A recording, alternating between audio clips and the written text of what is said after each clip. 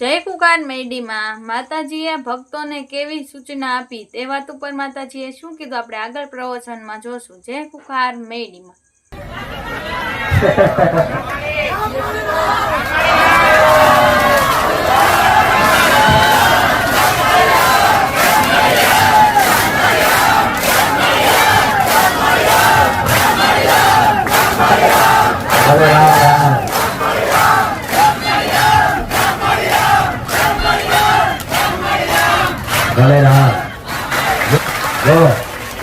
હું દૂર રાખું છું. તમને એવું લાગતું કે આ 5 રવિવાર થઈ ગયા, માતાજી 4 નંબર આવશે, અમારા 3 મહિના થઈ ગયા.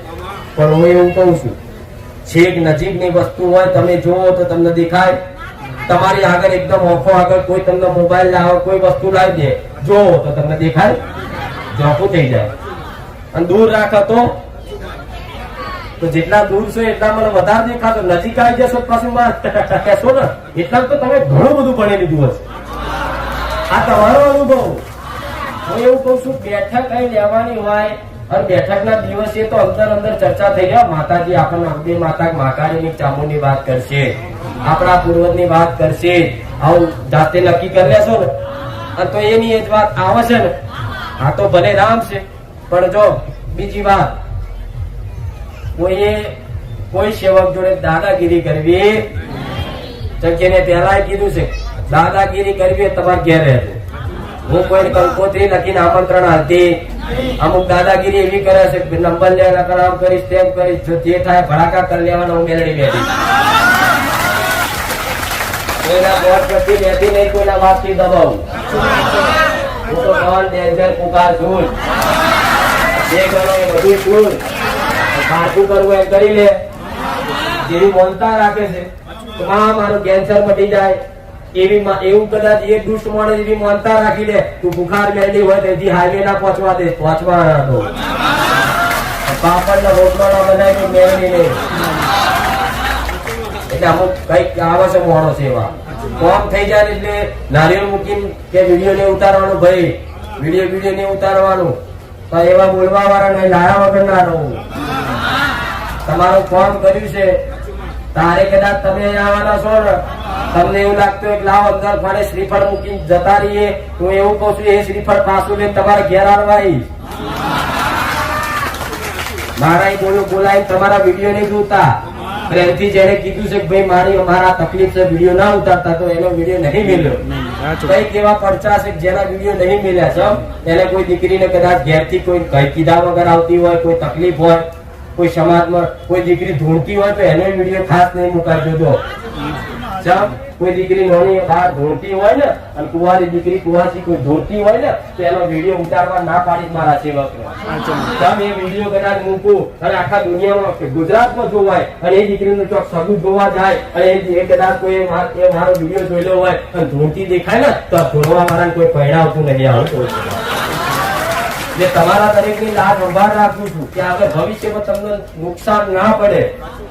એટલે ખાસ કોઈ દીકરા દીકરીને ધૂણવા વાળા દીકરાઓ તો ચાલે, પણ દીકરી ધૂણવા વાળી હોય તો એનો વિડીયો લેવામાં આવશે નહીં. પણ હા કોઈ ઉંમર લાયક હોય, તમારી મમ્મી દાદી છે તો બરોબર, પણ કોઈ દીકરી કુવાસી નું, કોઈ કુંવારી દીકરીનું એનો વિડીયો ઉતારવામાં આવશે. તમારે સ્પષ્ટતા કહી દે કે આ તકલીફ છે એટલે વિડીયો નહીં મિલે. પણ એનું મુખ્ય કારણ તો બતાવવું પડે. પણ એનું કારણ છે કે મારે જેનું કલ્યાણ કરવાનું મારા ભગવાને મારા હાથે લખ્યું છે એ ચોય જવાના. આ બધું પહેલેથી જ સેટ છે. હું મારો ચોપડો બતાવું કે ચેટલા મારા હાથે કલ્યાણ થવાનું છે તો અત્યારથી તમને બતાવી દો તારું કલ્યાણ મારા હાથે જ છે. તું ગમે તે કર. જતા રહેલા હશે ને 4 જગ્યા ફરી ગયેલા હશે ને એને પાછા લાયા વગર નહીં લો. તું તાર ફરી આય. મારા જેવી વાર કરવા વાળી મને તો મલકી છે. એ તો સીધો ઠપકો જ છે. જો ભૂલથી મસાલો ખાતા પકડાઈ જાય, ઉભો કરી કામ કર, તેમ કર, ફલાણ કર, મેં કોઈ ઠપકો નહીં આવે. મારો ઠપકો નહીં, ખાલી મારી મોટી આંખો બતાવું ને તો ભસ્મ થઈ જાય માણસ. સાચું નહીં? એટલે એકબીજાને સહકાર આપજો. સેવકોનું કહેવું માનજો.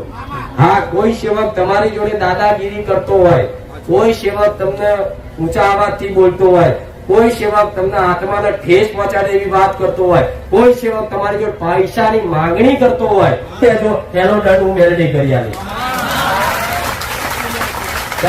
કે મારા કોઈ ફિક્સ સેવક નહીં, કોઈ મારા સિક્કા વાળા સેવક નહીં, બધા સેવક નવા નવા અહીં જોડાયેલા છે.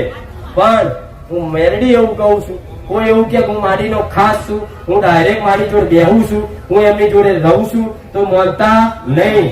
કોઈ મારી જોડે બેહવા વાળા, કોઈ રહેવા વાળા નહીં. આવું મેલડી કહું છું, માતા આવું કહું છું. જવાબદારી રસોડા વાળા એની જગ્યાએ કામ કરે છે કે બધાને મારા વગર કીધે આશીર્વાદ છે, ભલે કદાચ એમનો મારો અવાજ પહોંચતો હોય કે ના પહોંચતો હોય, મેલડી આવું કહું. એમની રીતે કઈક સેવકો એવા છે દીકરા દીકરીઓ કે અહીં પ્રવચન સાંભળતા નહીં, કદાચ મારી પૂરીઓ બનાવતા હોય, આખું પાછું વાહન ધોતા હોય, એમનો અમારા કરતા વધારે આશીર્વાદ એમનો પડે. ભલે અમને કદાચ પ્રવચન ઘેર જઈને જોતા હશે, પણ એમની સેવાનું ફળ હું મેળડી આલ્યા વગર ના આવું. હું તમને નહીં કહું કે સેવા કરો જ, પણ ખાલી એકબીજાનો સહકાર રાખજો. એકબીજાનો સહકાર એટલે કદાચ મેં કોઈ એવું નહીં કીધું, હું તો એ દરિયાદિલ માતા છું, તમને એ નહીં કીધું તમારા હેઠા વાહન તમે જાતે ધોજો. એ કીધું તું મૂકી દેજો, ધોવાની જરૂર નહીં. મારા છે ગોડા તાકાત, મારે રોમે મન સત આલ્યું છે, ગમે તો ગમે તેના મગજમાં બસીને કોમ કરાવડાવી દઈશ, તમારે જો નહીં કરાવડાવું. તમે તમારી ફરજ સમજીને કરો છો, તમે તમારું કર્તવ્ય સમજીને કરો છો. બસ આ પાલન કદાચ નીતિ નિયમ જાણો છું. અને ખાસ બીજી વાત, કોઈ માનતા જો મેં કોઈ જોડે કોઈ પ્રસાદી માટે, કોઈ અન્ન માટે, દોન માટે કોઈ જોડે હાથ લાગો કર્યો નહીં, કોઈ કીધું નહીં. અહીં જોઈ લો દાન પેટી નહીં, દાન પેટી તો તમે તમારી મનથી જોતો ના મૂકી દો ને, એના માટે ડબ્બા મૂકવા પડે. નકર મારી વસ્તી આજે દાન પેટી એવું લખવા દીધું છે. માર દાન જોતું જ નહીં તમારું, પણ તમે મનથી તમારી કરો છો. 5, 25, 10 રૂપિયા, 50 રૂપિયા, કોઈ મનથી 5000 ની માનતા રાખી, મારા 50,000 આવી જાય, 5000 તારા પાડે નહીં. પણ માતા એવું કહું છું, જો તો આ પૈસા ના મૂકી દેતા. ચમ એનું કારણ છે, હમણાં વચ્ચે સેવકોને એવું કહેવું હતું મારી કે બધા થેલીઓમાં 500 ની નોટ હતી, 1000 ની, 2000 ની નોટ હતી, થેલીમાં સિપટ સુધી અગરબત્તી દારી બધું ભરી ગયેલો. એટલે તમારે નુકસાન મને કોઈ નહીં, પણ એનો સદુપયોગ થાય એ રીતે તમારે ધ્યાન રાખવાનું.